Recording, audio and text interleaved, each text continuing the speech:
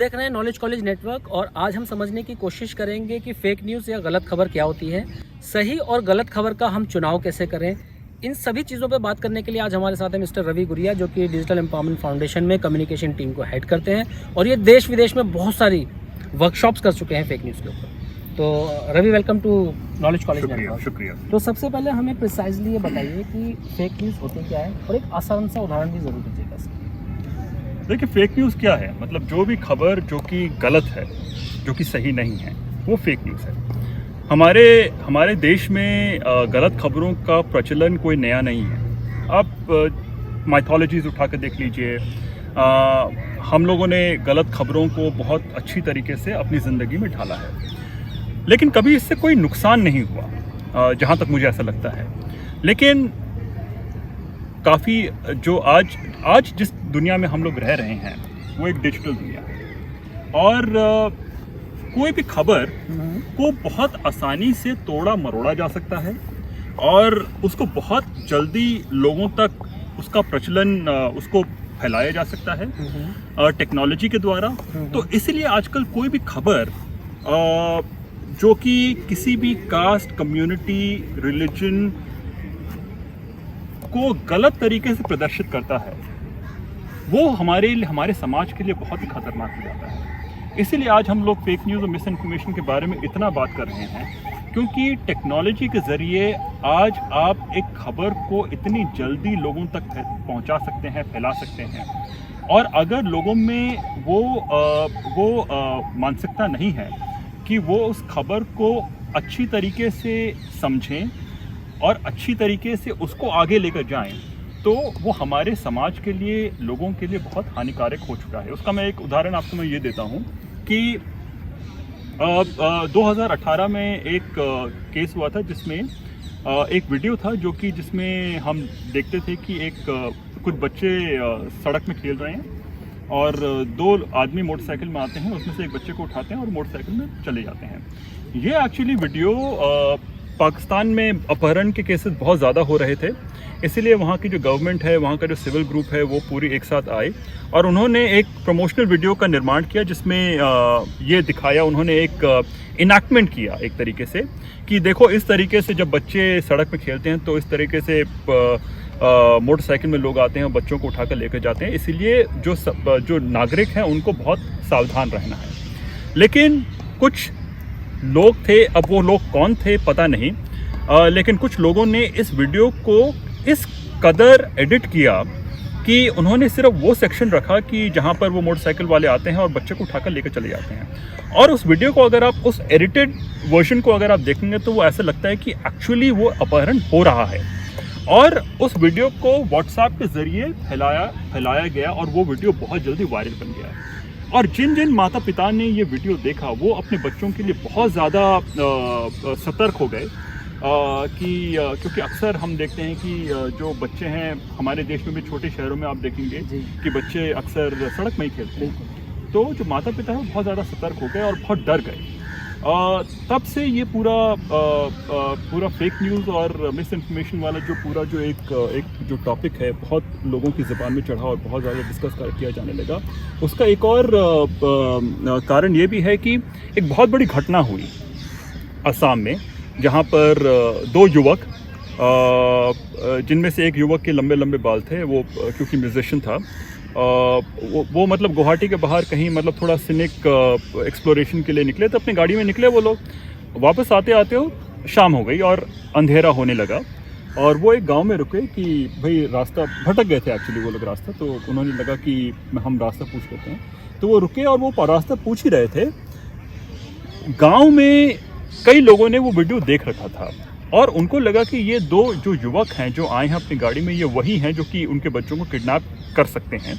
और अचानक से उन युवकों को बहुत सारे गांव वालों ने घेर लिया और उनको लिटरली, जिसको हम लोग बोलते हैं मॉब लिंच कर दिया। मतलब उन्होंने उनको इतनी बुरी तरह से पीटा कि उसमें से एक युवक की मौत हो गई। और वो इसीलिए हुआ क्योंकि उस पर जिस युवक के बाल लंबे लंबे थे, गांव वालों को आदत नहीं है लंबे लंबे बाल वाले युवकों को देखने के लिए, और वो उनको लगा कि भाई ये इंसान थोड़ा अलग दिख रहा है, और ये अपहरणकर्ता हो सकता है, और इस तरीके से उन लोगों ने रिएक्ट किया। और ये इंसिडेंट सिर्फ असम तक ही सीमित नहीं रहा। हमने देखा कि राजस्थान में घटना हुई, बंगाल में मॉब लिंचिंग की घटना हुई, बिहार में हुई, और बहुत सारे दूसरे राज्यों में भी हुई। तो तब मतलब एक बहुत ज़रूरी हो गया कि फेक न्यूज़ और मिस इन्फॉर्मेशन को एक बहुत ही सीरियस तरीके से देखा जाए। और तब टेक्नोलॉजी कंपनी भी काफ़ी सतर्क हो गई, गवर्नमेंट भी काफ़ी सतर्क हो गई, और तब से बहुत सतर्कता के साथ और बहुत ही काफ़ी डिफरेंट सिविल ग्रुप्स हो गए, गवर्नमेंट हो गया, और अलग अलग जो ग्रुप्स है उन्होंने इसके ऊपर काम करना। अच्छा, मुझको थोड़ा ये एडवाइस करें कि हम इसको पहचानें कैसे, फेक न्यूज़ को हम कैसे पहचान सकते हैं और उससे बचने का क्या तरीका है? देखिए, फेक न्यूज़ कोई बाहर से तो कोई अंतरिक्ष से तो आता नहीं है, वो हमारे आपके जैसे लोगों से ही आता है। अगर हमारे में वो समझ नहीं है कि एक खबर को किस तरीके से हम कंज्यूम करें, और जब हमारे अंदर वो एक मानसिकता नहीं होती कि हम जब भी कोई खबर आती है उसको वेरीफाई करें, उसके बाद ही लोगों के साथ शेयर करें, तभी फेक न्यूज़ का एक प्रचलन लोगों तक चलता है। मतलब बहुत ज़रूरी है कि कोई भी खबर आपके पास आए उसको सबसे पहले आप वेरीफाई कीजिए, और वेरीफाई करना कोई बहुत मुश्किल काम नहीं है। आप गूगल में जा सकते हैं, गूगल में उसको सर्च मोड में उसको सर्च कीजिए, और अगर जो प्रख्यात न्यूज़पेपर हैं, टेलीविज़न चैनल्स हैं, अगर उसी बात को वो लोग वेरीफाई करते हैं, कह रहे हैं, तो आप बोल सकते हैं कि वो एक सही न्यूज़ है। और दूसरा, मैं एक बहुत अच्छा एक एग्जांपल आपके सामने रखूंगा कि अमिताभ बच्चन की डेथ की एक अफवाह उड़ी थी 2018 में, और बहुत तेज़ी से ये खबर वायरल हुई, और हर कोई बात करने लगा कि अरे अमिताभ बच्चन की डेथ हो गई, अमिताभ बच्चन की डेथ हो गई। उनके परिवार वाले बहुत ज़्यादा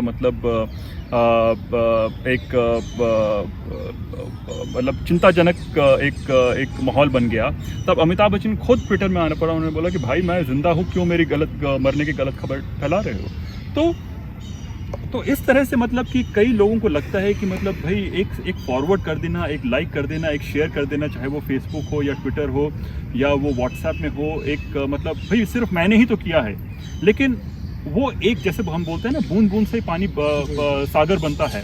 तो हर एक आदमी अगर ये सोचेगा कि बस एक ही लाइक तो है, एक ही फॉरवर्ड तो है, एक ही शेयर तो है, तभी तो वो खबरें वायरल बनती है, और उसके बहुत दुष्परिणाम हमारे सामने आते हैं, जो कि बहुत ही भयानक और खतरनाक हो सकते हैं। काफ़ी टाइम से हम इतने सारे न्यूज़ देख रहे हैं, और बहुत सारे जैसे प्रोटेस्ट को लेकर इतनी सारी फेक न्यूज़ मार्केट में आती है। इवन आपने अमिताभ बच्चन की डेथ का हमको उदाहरण दिया, बहुत सारे इस तरह के न्यूज़ हम लोग खुद व्हाट्सएप पे इस तरह के मैसेजेस आते हैं, इसको लोग पता नहीं कहाँ से फॉरवर्ड कर देते हैं। तो आई थिंक हम सबको इस चीज़ से बचना चाहिए, और फेक न्यूज़ अपने आप में एक बहुत ही ख़तरनाक चीज़ है हमारे समाज के लिए, हमारे देश के लिए।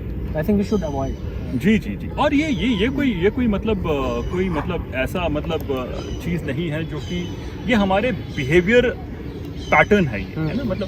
अगर हम अपनी आदतें बदलेंगे तभी वही क्या बोलते हैं उसको, एक फेक न्यूज़ और मिस इन्फॉर्मेशन को रिजॉल्व करने का वही तरीका है कि हम अपने आप को बदलें। अच्छा, सबसे एक चीज़ और मैं देखता हूँ लोगों के अंदर बड़ी एक वो रहती है कि कोई मैसेज आया कहीं से, सपोज किसी बड़े पॉलिटिशियन के अगेंस्ट कोई मैसेज आया, तो लोग बड़ी जल्दी उससे ना उसमें ह्यूमर देख लेते हैं, और ह्यूमर देख के बड़ा खुशी सी फील करते हो, उसको फॉरवर्ड करने के लिए सबसे पहले सोचते हैं, ना कि उसकी ऑथेंटिसिटी चेक करते हैं, वो कितनी सच है गलत है खबर, उस पर जाए भी ना, सबसे पहले उसको अपने दोस्तों को या अपने रिलेटिव्स को शेयर करने की कोशिश करते हैं जी। तो आई थिंक हम सबको इस चीज़ से बचना चाहिए कि हमको कोई भी खबर तुरंत शेयर करने से पहले हम अपनी खुद की बुद्धि लगाएं, खुद के अपने सेंसेस लगाएं उस चीज़ के ऊपर, और समझें कि क्या खबर सही है और क्या खबर गलत है।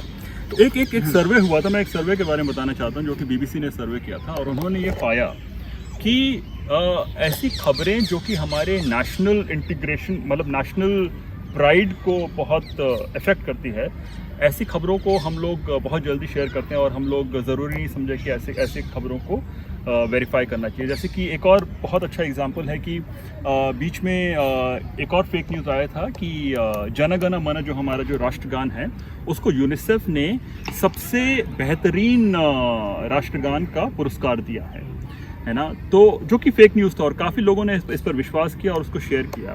उन्होंने अपनी बुद्धि नहीं लगाई कि किसी भी एक राष्ट्रगान एक ऐसी चीज़ होती है कि हर इंसान को अपने देश के राष्ट्रगान के ऊपर गर्व होगा।